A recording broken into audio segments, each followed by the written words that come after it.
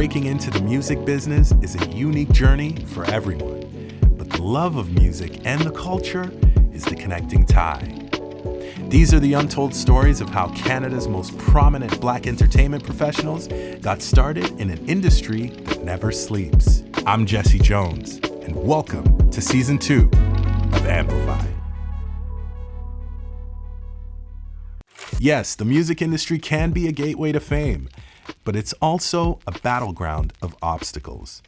Only a select few possess the tenacity to knock on its doors and crash through them with sheer determination. As we unravel the captivating stories of our talented guests, ask yourself, do you have what it takes to navigate the adversities and roadblocks on your journey to success? Dancer and choreographer Hollywood fearlessly confronted adversity head-on, manifesting his dreams into existence. I loved the original movie Hairspray with Ricky Lake. Like, I used to go to Blockbuster every Friday and rent this movie, to the point where one time I went in there, the girl's like, "You're the only person who rents this movie." She's like, "Just take it. Like, nobody else cares about this damn movie. Like, it sits here and waits for you to come every Friday." I'm like, "Thanks." And then I found out they were doing the movie here, the movie musical here, and I showed up to the audition, no audition. And I'm at the door with my headshots talking to Stephanie Gorin, the casting director. I'm like, "Hey, my agent," no, she didn't, said I was supposed to be here. I'm like on the phone talking to nobody. I'm like, "Yeah, I'm here. They're saying I'm not on the list." And I'm like, "Is it lies?" She's like, "Well, there's going to be an open audition." I'm like, "Oh, she's saying there's going to be an open audition. When is it?" Show up to this open audition, and everyone's in there like kicking their legs. All these technical dancers are doing all this stuff. I'm in here doing my track and field stretches. I'm like, all right, this is the only stretching I knew. Like, East Scarborough Boys and Girls Club, we didn't warm up, we didn't stretch, we just did it, right? So we start dancing, and one of the choreographers goes, "Stop, who knows the story of Hairspray?" So I throw my hand up. "Yes, what's your name?" I'm like, "Hollywood." He's like, "Okay, Hollywood, what's the story?" I'm like, "Well, it's about this girl, Tracy, blah, blah, blah, blah, blah." I go through, and as I'm talking, he's slowly walking towards me. He puts his arm on my shoulder. He's like, "So Hollywood, do you think the detention kids would be like kicking themselves in the face?" I'm like, "No, they dance because they love the music." He's like, "Exactly, 5, 6. I get a call back. So I'm showing up to the callback. All of the Black guys are leaving. I'm walking in. I'm like, doo-doo-doo. They're like, "Are you just getting here?" I'm like, "Yeah." Everyone's like, I'm like, "Okay, well," I go inside. I see all my homegirls. I'm like, "Hey, girl." Oblivious that I am the only boy in the room. "Stephanie Gorin, you missed your call time." I said, "No, I didn't. I called my voicemail and I put it on speakerphone." I said, "You're not about to mess this up for me. Your call time is at 11. All right.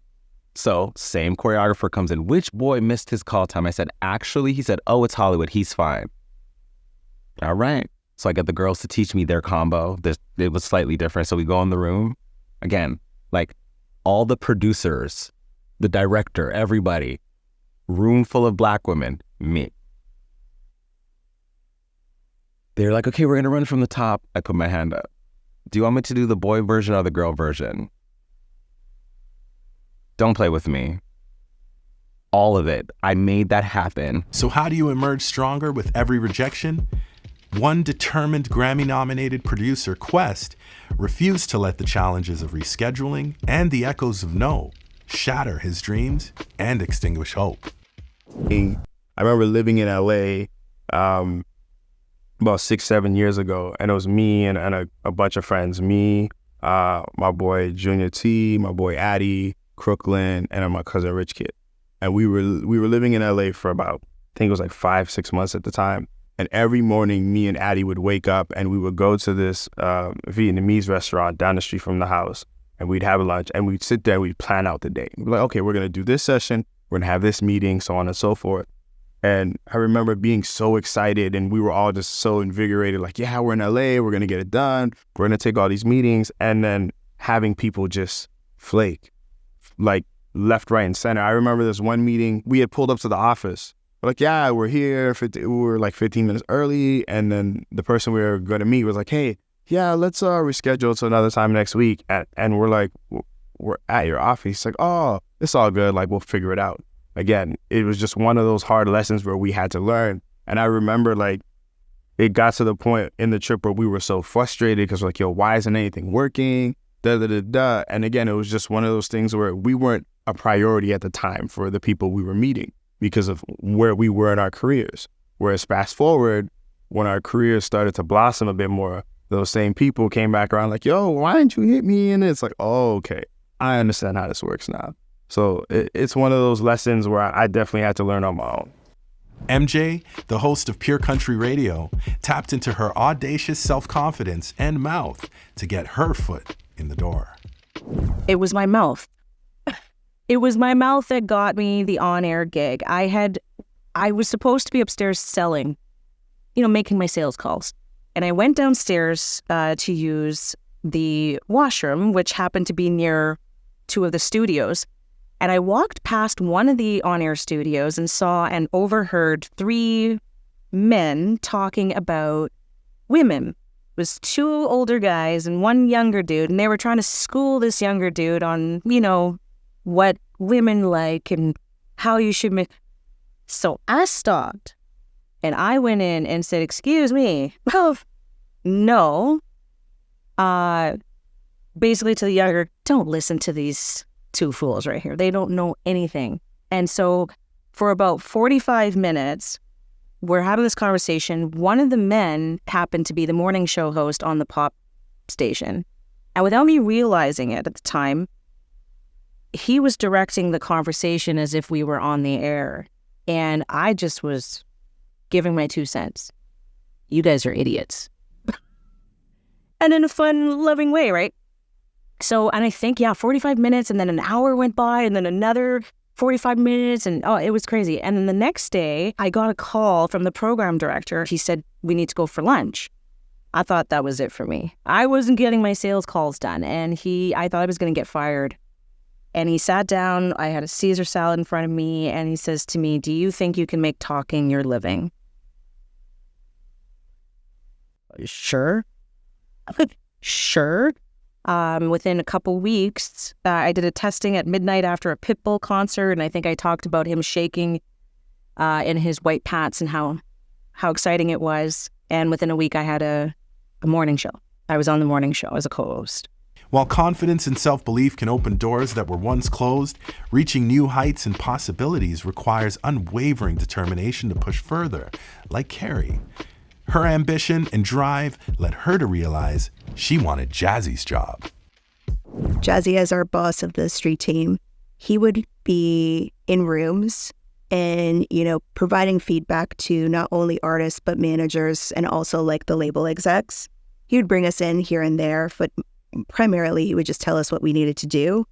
And there were moments where, because we were very hungry, we would ask for additional responsibilities. And sometimes we'd be invited into those rooms just to take notes. And then following those meetings, we'd be able to go in and make suggestions to him to be like, hey, what about this? Or what about that? And then came to the understanding that, when we were making those recommendations and he was then bringing them back, that they were actual decisions that were being made. And it was that point that it was like, I want Jazzy's job. When chaos and uncertainty reign, sometimes it calls for an approach that defies convention. For Vivian Barclay, managing director of Warner Chappell Music Canada, it means dancing with spontaneity while protecting her zen. I don't know that I actually naturally have drive. I'm not a naturally competitive person.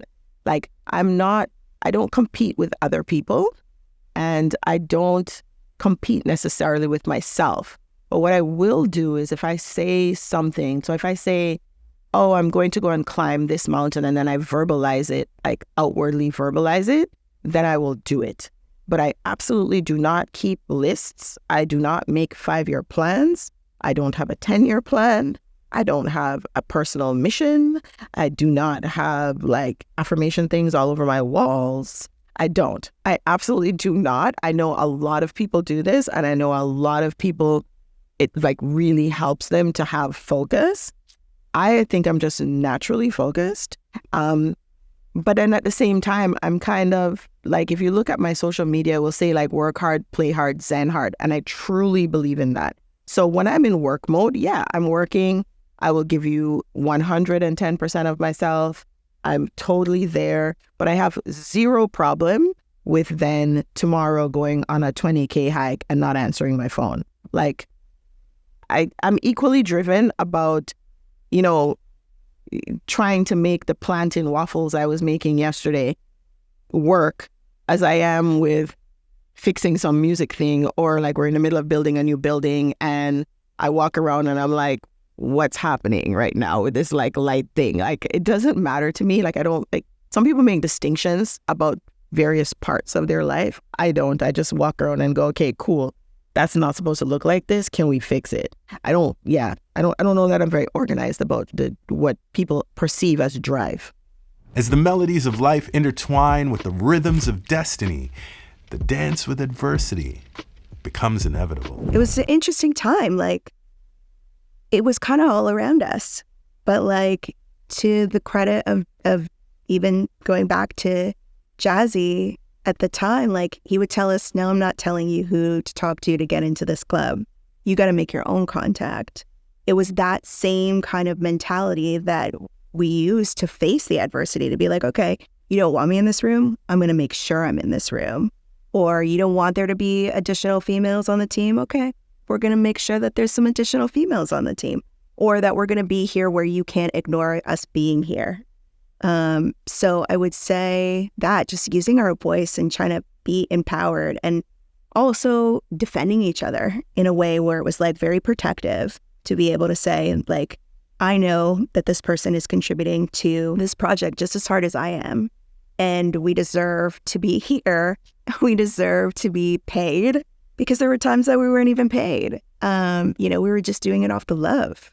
In navigating the winding path of country music, MJ found herself challenging preconceived notions and tearing down barriers that had long confined the genre. It was an eye-opening experience, but she learned to leverage the element of surprise. Navigating the country music scene has been very educational for me, in a way that I truly believe I've found myself in this genre to do just that, to learn. So when we're dealing with unconscious bias and systemic racism and microaggression and things like that, it comes back to listening. It comes back to paying attention, not with what's happening outside of myself, what people are saying, what people are assuming. I know what the assumptions are. I hear them. How did you get into country? Why are you in country? Do you know country? When I open my mouth, the assumption is that I'm not going to have any clue what I'm talking about. And I see it in the eyes. I see it in the shock when I do know what I'm talking about, right? For me, how I navigate that is by really trying, and it doesn't always happen. Sometimes I go home and I want to punch something because it's exhausting. But as long as I remain focused on what's happening in my gut and in my head and in my heart, whatever someone else is assuming of me is none of my business. And so it allows me to continue to walk into the room the next day and say, I'm here. I belong here. Right? And I don't even have to say it. I can just sit, listen, take it all in, remain, poof. Then the next day I go in and I know what to expect. Now I can speak. So it's things like that. But I think, to be honest with you, for me, I've learned that, especially in this, I think being in this genre has taught me that unpredictability is my best asset. When people don't think that I know what I'm talking about, when I open my mouth, they're shocked. I love that. I've turned it into a positive. People not assuming or expecting much of me. It has become a positive thing for me, right? So that's how I deal with it. I try to channel it all, but I make sure that it on the inside is what counts, not what everybody else is thinking or saying or assuming. Where misinterpretations and sensationalism abound in music and media, R&B singer-songwriter Jully Black's story has resonance. Fearlessly navigating new spaces, Jully is unafraid to speak up for herself and her vision. She remains authentic, refusing to conform to industry pressures or compromise her brand. The moment that happened on Canada Reads, I would specifically say on Canada Reads, because that's the show that it happened on, and we happened to be talent booked for that show. So I want to rebrand and re-present that moment because it's been represented a certain kind of way. So let's represent that moment. You cannot go into those spaces not knowing who you are. And I'm saying that specifically because I wouldn't have said yes to be on that show had I not had the tools to stand firm, to represent intelligent Black people in general. But I say this to say, I remember someone said to me, because for those who don't know, this is a show, it's a literary show. You read 5 books. You read 5 books, you defend one. Okay? So there was a saying that you want to hide information from Black people, you put it in a book. And that informed me saying yes to that show. Okay? So when the moment happened, the conversation turned confrontation with Jeannie Becker. It was 4 months to the day I watched my mom take her last breath. To the day, okay? And I say that to say, grief taught me something very big. Grief taught me that we have a measure of breath. Literally. We don't know. Could you imagine if God says, hey, Jully, I'm going to give you 10,000 breaths for your lifespan. And you use it how you want to use it. Okay? And when it's time for that last one, make sure you know how you're going to use it. And so everything I do in life is informed by my measure of breath. So when Jeannie Becker at the time moved in white fragility, in fear, it's all rooted in fear, in a lack of confidence and in heavy insecurities, and in being challenged because in her space, she's the Goliath in the fashion space, right? But you see, little David had 3 rocks and a slingshot. And it was important for me in that moment when she said, why are you attacking me? For me to roll my shoulders back and say, no. This is where it stops for me. I have absolutely nothing to lose. The most important person on earth is now in the earth. So I'm not afraid. I had no fear to say, hey, I'm assertive. I'm not aggressive. I'm not angry. I'm assertive. How did I heal? I went into it whole. So there was no need for any extra ointment, extra healing, extra conversations, there's all this. This is where I'm so excited to encourage and inspire, especially women that look like me, to know that, hey, brethren, you know that I just turned into a Finch girl. But anyway, you know that you're already prepared for all this, right? You know that we came from the eggs of women that already went through and through and through and through and through. My great-grandmother is the daughter of a slave owner and a maid. Metabelle Richards McPherson. What she had to experience, and I'm worried about a 1-2 Jeannie Becker on TV. Stop the madness. So I think it's important that we realize how privileged we are. There's a lot of conversations around white privilege and privilege, but what I sit in Jully Black privilege. And I make sure that I'm using the privilege of becoming Jully Black to shift the dial, move the narrative, and also show that there's softness, there's joy, there's love. There's Jeannie Becker and I spoke after. She's like, what did I say? What did I do? Right? We didn't see the off-camera stuff. You see what I'm saying? So every time, especially the community was like, yo, that was a clapback, and the clapback. I said, no, it wasn't a clapback. Because I didn't react. I listened. If you watch that clip, I looked back. I said, Did anybody hear me say Jeannie Becker? I put it right back into the audience because I want to make sure it's not so nya, ray. No, we ain't doing the ray. Right? And so what I can appreciate is that it was years before Black Lives Matter. It was years before Indigenous Lives Matter. Like this, those are my receipts. I've been in them streets since high school, middle school, elementary school. This is me. In a world where being heard often takes center stage, sometimes listening to others is the most authentic expression of one's voice. When it comes to dealing with adversity, for me, I've had to learn how to balance between sometimes knowing when to listen and when to speak up.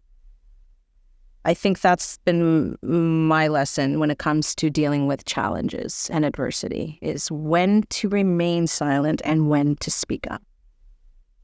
And oftentimes, the older I've gotten, I've realized that most of the challenges that I have created for myself have been because I didn't know the difference.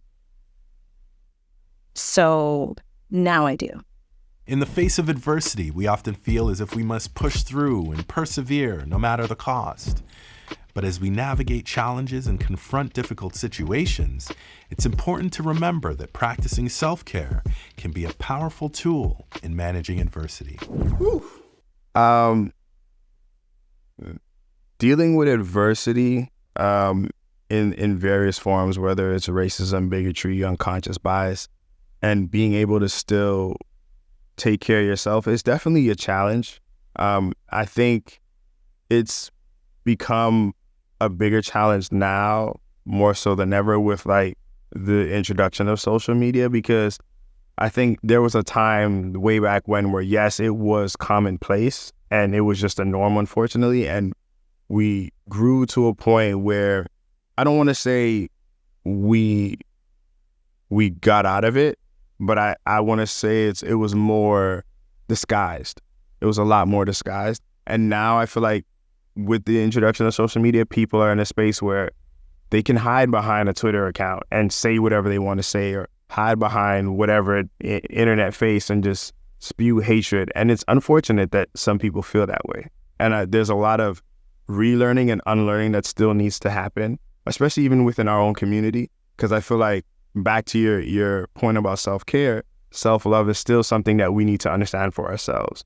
And I feel like when we get to a space where we can wholeheartedly appreciate ourselves, we will be able to rise and do more as a community. But dealing with those things, it's an unfortunate reality, and there's things that we just have to kind of find ways to mitigate, and we have to find ways to deal with them in a constructive way. Like, I know some people will say turn the other cheek. Some people be like, nah, I'm gonna slap the other cheek. Like, it is what it is. You know what I mean? And it's one of those things you have to take on a case-by-case basis, but you also have to remember that you're human. So there will be times where you will feel weak. There will be times where it's like, you do want to cry. You do want to just be upset, and you have to allow yourself the space to feel those feelings. But you have to also remind yourself that those feelings are temporary and they're fleeting, and they don't dictate who you are, right? And there's always a better way to do things. And I think that's kind of the mindset that I try to keep when it comes to like dealing with adversity. So, on this journey of self-discovery and self-care, how can therapy serve as a guiding light and illuminate the path towards understanding ourselves? How you feeling? Okay, you're feeling it. There's pain. I'm a crier. I let it all out. There's strength in tears, I call it. Now I got this from Jada Pinkett. She talks about thawing, right? She referred to tears as like a thawing. It's ice. It's a different type of armor, that needed to melt. And so, yeah, I have a strong support system in my family. I'm the youngest of 9. 6 remain, but I've also been through a lot of tragedy, like a lot. And so how I have made use of the tragedy, especially all this, you get me at a good time, like real talks. This team therapy. I've been in weekly therapy over the last year. I did therapy back in the day, and then I went on this reality show called The Amazing Race that was like super trauma, but it was fun. But that really made me like, Jully, let's get this therapy thing on a weekly. And I just started to realize that every tragedy has truly been like kind of like the stepping stone to emotional triumph, and having that emotional literacy and being able to truly articulate my feelings, especially in death. Like I'd say my first funeral was when I was 1 week old. I had a twin brother. Right, he passed when we were both 1 week old, and so to be a lone twin, navigating life, separation anxiety, always feeling like somebody's missing, that sometimes informed bad relationships, staying too long, looking for my brother. You know what I mean? So there's so much about Jully that I'm getting to know. Like, okay, what type of attachment style do you have? Okay, let's learn attachment styles. What's your love language? Let's learn that. So then, I tell people all the time, especially who I meet now, like, hey, you're meeting 45 years of me. And so we don't have 45 years for you to get to know me, but here's like the Coles notes. Here's some, here's a cheat sheet on Jully because I know me. And that's where I'm at in my life. Of course, it's easy to feel overwhelmed and burdened. But what if there was a different approach?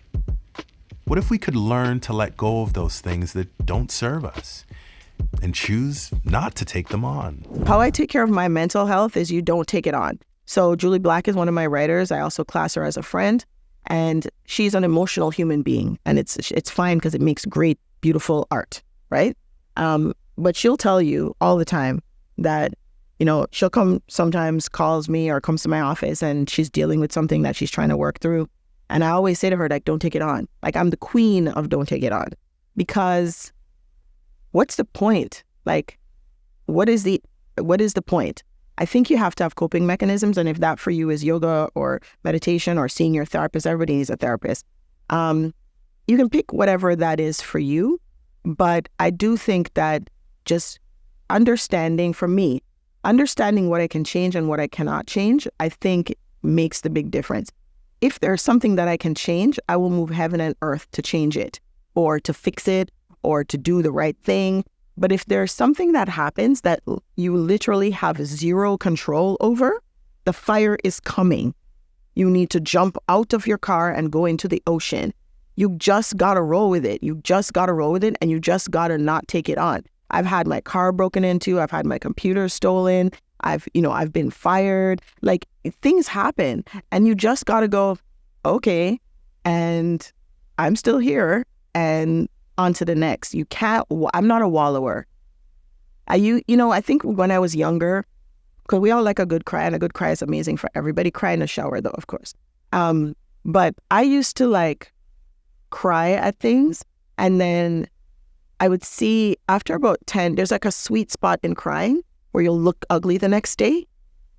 And as soon as you figure out what that sweet spot is, you will immediately stop. And I would literally look at myself in the mirror when I was crying. I'd look at myself in the mirror and I'm like, what is happening right now? And then I would just be like, no, it's done. Because I refuse to wake up tomorrow morning looking crazy. Like, it's not happening. So it's just not worth it. Honestly, just what is the point? Like I was just saying to somebody, I have about 6 gray hairs in my head. 6. I'm old enough to have way more than 6 gray hairs. And I genuinely believe it's because I don't stress it. I've tried really hard not to stress it. I'm not saying I don't have stress. I'm not saying there are not things that stress me out. I'm not saying that there are not things that freak me out and make me have to think a little too hard. But I personally try not to internalize that because I just don't see the point. And if something doesn't serve you, you got to just let it go. Prioritizing our ambitions over our well-being is never a good look. We often feel drained, depleted, and disconnected. But there's a simple yet fundamental practice that can transform our lives. It's called taking care of ourselves and sleeping. I think the biggest thing for you is you need to definitely sleep. Just sleep. You're a better version of yourself when you get sleep, but when you also understand that, like, the main thing and keeping the main thing, which is like truly like your relationships, your family, like and your friends that have become family.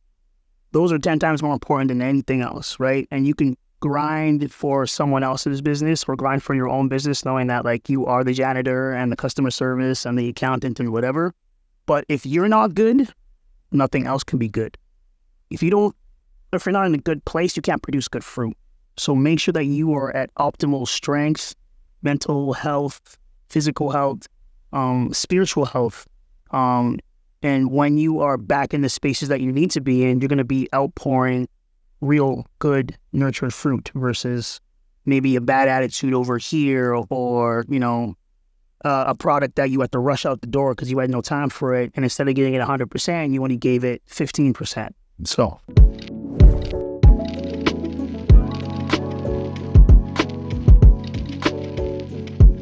Find out what lies ahead for our talented protagonists as they navigate the complexities of the music industry.